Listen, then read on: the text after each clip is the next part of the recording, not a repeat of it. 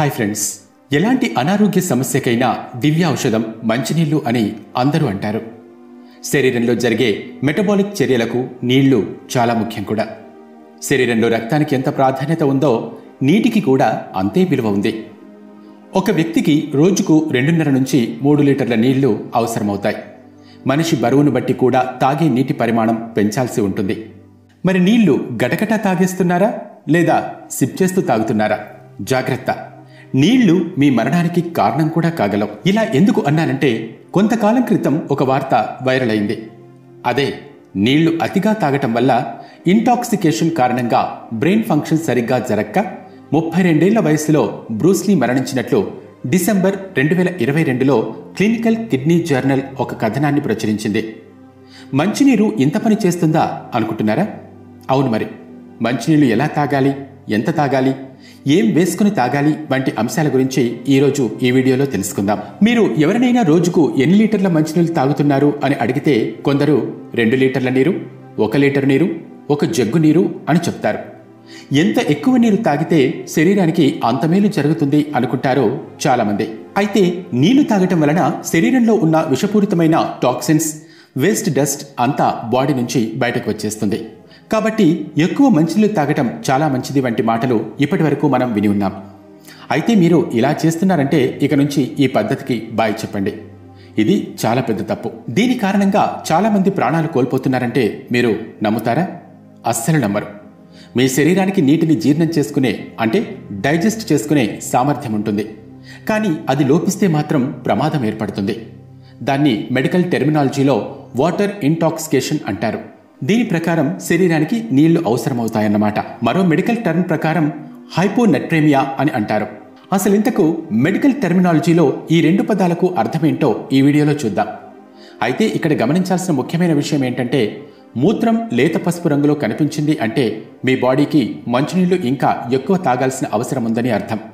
అంటే ఆల్రెడీ మీ body dehydrate అయిపోయింది అని తెలుసుకోవాలి. ఇదొక రాంగ్ సిగ్నల్. బాడీకి నీళ్లు అవసరమైనప్పుడు తాగొచ్చులే అనుకోవటం వల్ల వచ్చే సమస్య ఇది. అయితే బాడీ డీహైడ్రేట్ అయ్యాక చాలామంది ఎక్కువగా మంచినీళ్లు తాగేస్తూ ఉంటారు. ఇలా తాగటం చాలా ప్రమాదం. అవసరానికి మించి నీళ్లు తాగటం వల్ల కిడ్నీలు, గుండె, కాలేయం పాడైపోయే ప్రమాదం ఉంది.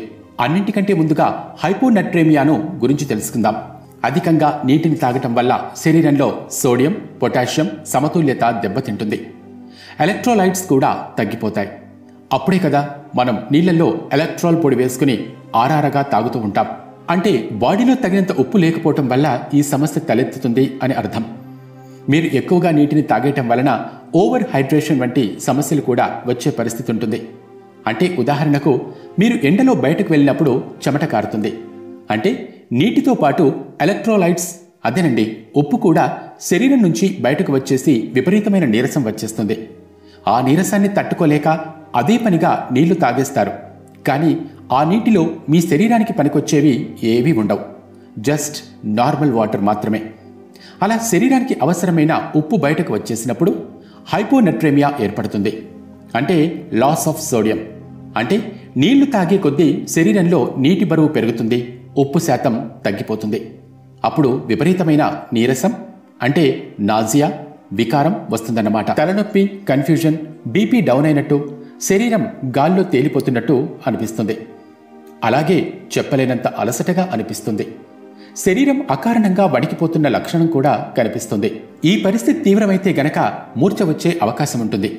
కొన్ని సందర్భాల్లో కోమాలోకి వెళ్లిపోయి తీవ్రతను బట్టి మరణం సంభవించినా ఆశ్చర్యపోవాల్సిన పనిలేదు. చాలామంది ఎక్కువ శారీరక శ్రమ చేస్తూ ఉంటారు.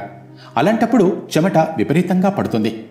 కాబట్టి నార్మల్ వాటర్ కాకుండా ఎలక్ట్రోలైట్స్ ఉన్న వాటర్ని తీసుకుంటే బాడీ కూడా ఫిట్గా ఉంటుంది.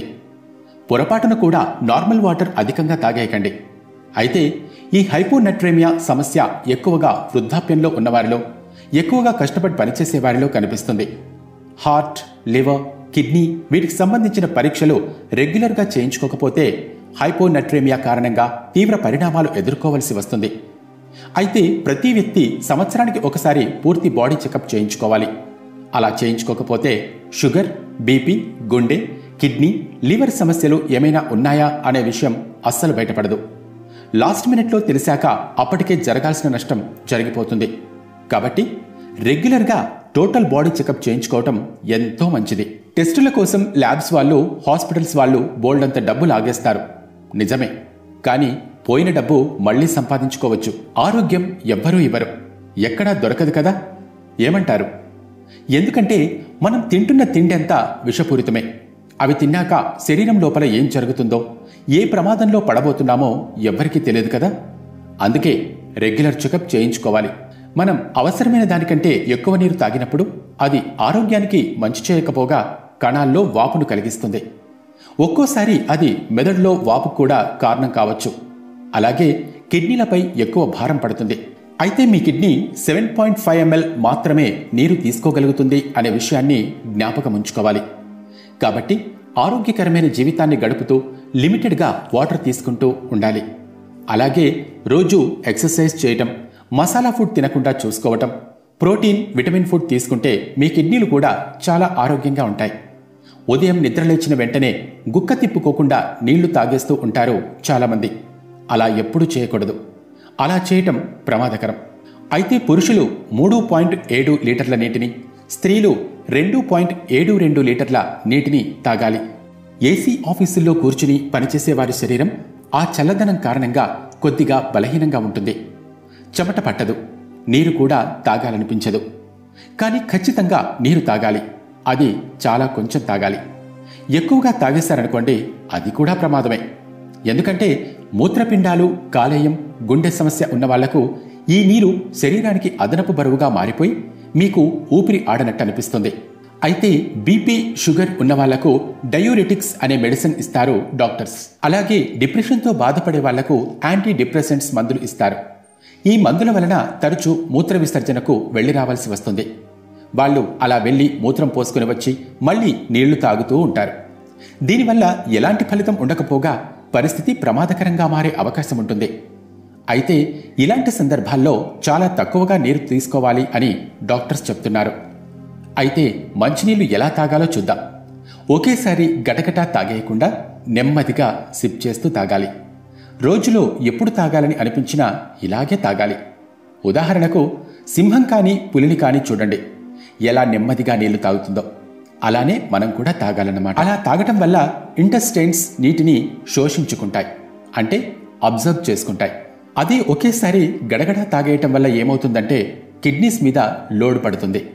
నీళ్లు త్వరగా డైజెస్ట్ కావు. కడుపు, శరీరం అంతా గడబిడగా తయారై వెంటనే మూత్రం రూపంలో బయటకు వచ్చేస్తుంది. కాబట్టి అలా నీళ్లు తాగటం వలన ఎలాంటి ఉపయోగమూ ఉండదు అని తెలుసుకోవాలి. ఇకపోతే ఉదయం నిద్రలేవగానే 1 లీటర్ నీరు తాగే బదులు 1 గ్లాస్ వేడి నీళ్లలో నిమ్మరసం కలిపి తాగితే మంచిది.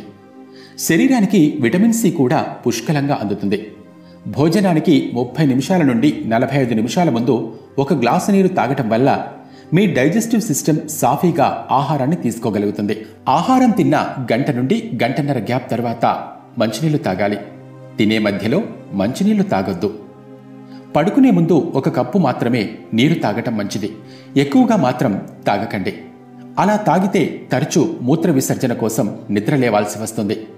అప్పుడు నిద్ర ఉండక శరీరం ఇంకా వీక్ అయిపోతుంది. కాబట్టి నీళ్లు అతిగా తాగకూడదు, తాగకుండా ఉండకూడదు. అతి సర్వత్రా వర్జయేత్ అని మన పెద్దవాళ్లు, ఆయుర్వేద వైద్యులు ఎప్పుడో చెప్పారు కదా. అతి ఎప్పుడైనా అనర్థమే అని. అది మంచినీళ్ల విషయంలో కావచ్చు, ఏదైనా విషయంలోనూ కావచ్చు. కాబట్టి తక్కువగా నీరు తీసుకోవటం, సిప్ చేస్తూ కొద్ది కొద్దిగా తాగటం ఆరోగ్యకరం అనే విషయాన్ని అందరూ తెలుసుకోవాలి. మరి ఈ వీడియో మీకు ఎలా అనిపించింది? కింద కామెంట్ సెక్షన్లో మీ అభిప్రాయాలను తెలియచేయండి.